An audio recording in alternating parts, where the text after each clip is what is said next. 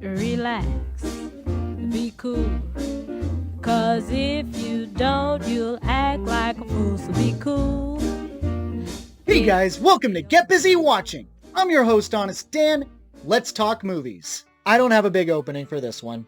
Before going in, all I knew about it was that it was directed by Baz Luhrmann, who did Moulin Rouge and several other films of varying success and popularity. I am, of course, a fan of Tom Hanks, always a good selling point, and I am somewhat familiar with Austin Butler. He's from Yoga Hosers, the Kevin Smith movie that nobody likes. I kind of did for how stupid it was. But more than anything, I remember him from the Shannara Chronicles, which you've either never heard of, or you were just reminded that that was, in fact, a TV series that existed for about 5 minutes, and then died a quiet-ass death. Can't say that the choices here were not fascinating, so I'm here to report on whether or not it was good. This is my honest opinion of Elvis.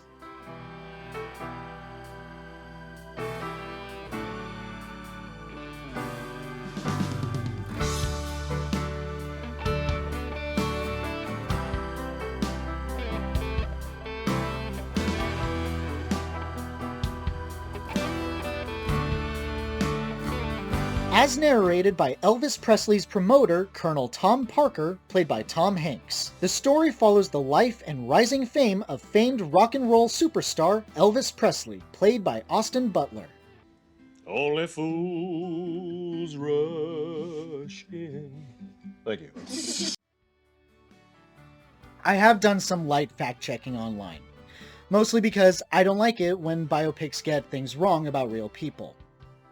But I think in this case, right and wrong facts may not have been the intention. One of the things that Baz Luhrmann has admitted to is that his interpretation of Elvis is closer to that of a superhero, rather than a one-to-one recreation of Elvis's life. I'm not going to pretend to know how I feel about that, but let's go over some of these details and discuss, tapping into my inner Review Tech USA. Fact 1. Tom Parker never met Elvis during his Carney days. The movie shows Tom and Elvis in a fun house of mirrors and a Ferris wheel ride and becoming professionally linked from this day forward. In reality, Tom had already left the Carney business and became a talent manager for a few big names before signing on with Elvis. This is where I started to notice that the facts versus fiction became a moot point. From the very get-go, everything is wildly over the top. The intercuts, how stylized everything is, even right down to everything being recounted by Tom Parker himself. Nothing was meant to be taken at face value. Why did you lie to me, SpongeBob? Before they met in the movie, Parker witnesses Elvis perform to a crowd, and the way the crowd reacts is, well, over the top. The women are screaming, the boys are sitting with their arms folded, in almost no time at all, the girls are swarming the stage. I'm most likely doing a piss-poor job of explaining the scene, but I knew this couldn't have been accurate. But it wasn't about accuracy. It was about foreshadowing the future that Elvis was about to have. As Parker would state in the movie, he saw Elvis as the greatest carnival attraction in the world. It fits entirely with how the world would perceive him. How Parker perceived him, even going so far as to say that he became a superhero. Just like that. Fact 2. Elvis never performed Trouble at the riotous Memphis show. Once again, this makes more sense than it doesn't. Very similar to the Live Aid concert in Bohemian Rhapsody and Freddie Mercury performing after he found out about his AIDS diagnosis, it's done for dramatic effect and makes the Live Aid scene all the better. Almost giving Freddie an empowering feel that his illness won't destroy him on one of his greatest stage performances of all time.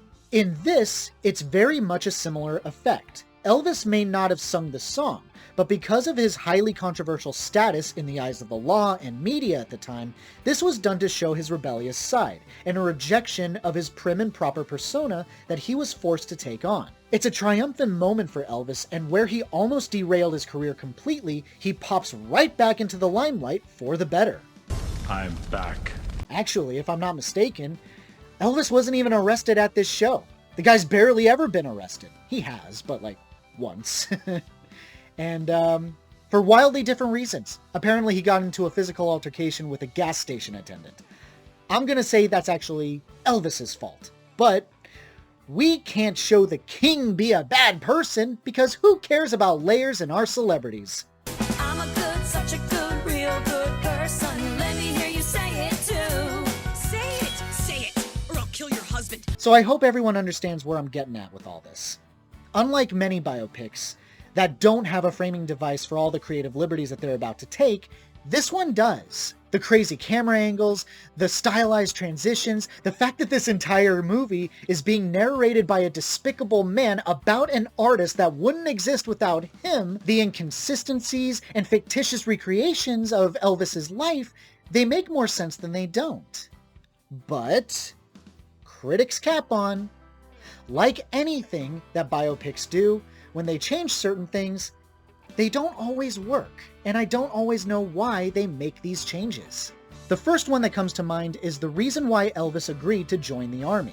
In reality, his drafting is not a secret. He was drafted, but he didn't agree to do it because if he didn't, he would be arrested for his Memphis show and bring down his family name along with him. I wager it was a pretty straightforward drafting. Why did this need to be framed like this? It barely factors into the next scenes, is never really mentioned again, and doesn't make anything better or more exciting. It's just a randomly changed detail. But why? And the biggest question mark that haunts every second of this movie? Tom Parker's accent. He never had one.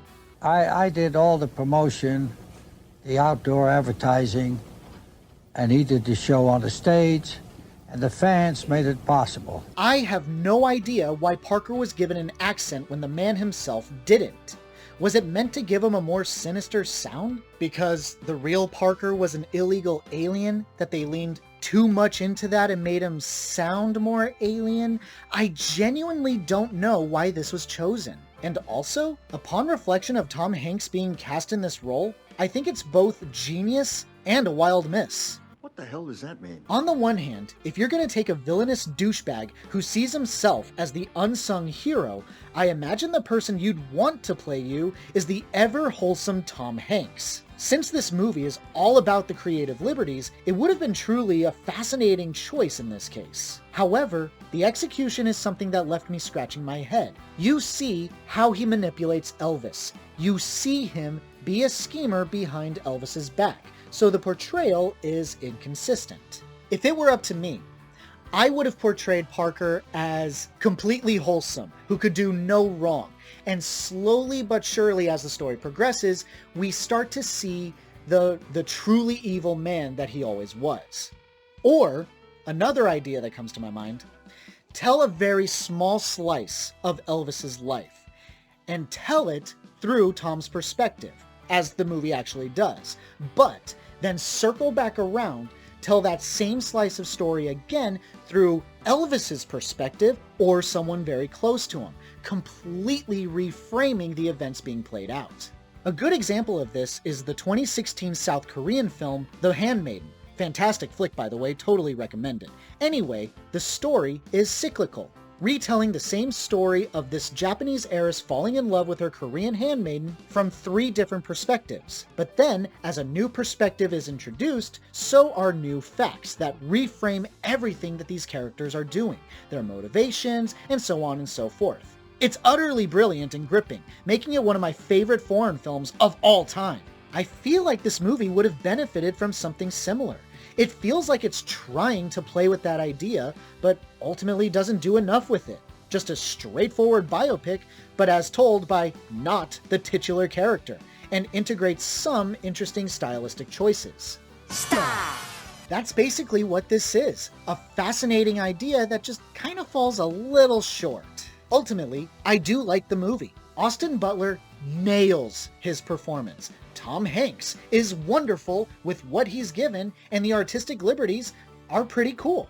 But it's imperfect, and could have been one of the best biopics ever made if it had just followed through on what it seemed like it was trying to go for. I think Elvis fans will be pleased. Historians may get a migraine, but as an outsider looking in, I honestly had a lot of fun, and I do recommend it. My honest rating for Elvis, a 4 out of 5. Reverend once told me, when things are too dangerous to say, sing. Thanks so much for watching, you guys. I really appreciate it. Have a great day. Stay safe and healthy out there. Hope to see you soon. Face facts.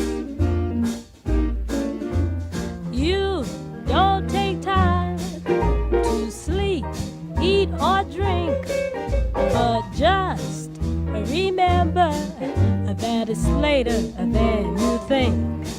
So be cool, just relax. So be cool, face facts.